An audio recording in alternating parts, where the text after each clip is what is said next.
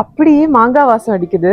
இது வந்து மா இஞ்சி. இந்த மாங்காவை மோந்து பார்த்தா என்ன ஸ்மெல் வருதோ அந்த ஸ்மெல் மட்டும் இல்ல, டேஸ்ட்டுமே மாங்காய் மாதிரி தான் இருக்கும். அண்மையில மா இஞ்சி வந்து அறுவடை பண்ணி சும்மா ஓரமா போட்டு வச்சோம். எப்படி வந்து விதைக்கிழங்க மாறி இருக்கு பாருங்க. இந்த மா இஞ்சில இஞ்சி மஞ்சளுக்கு என்னெல்லாம் மருத்துவ குணம் இருக்கோ அது அப்படியே இருக்கு. ஆனா இஞ்சி மஞ்சள் நம்மளால பச்சையா சாப்பிட முடியாதுல்ல. இந்த மா இஞ்சிய சேடல்ல ஆரம்பிச்சு சூப், டீ, ஏன் இதை வச்சு ஊறுகாவோ தொக்காவோ துவையலோ பண்ணா இஞ்சியோட எப்பிக்கல்னு யாருமே சொல்ல மாட்டாங்க. மாங்காவோட ஸ்மெல்லும் டேஸ்டும் அப்படியே இருக்கும்.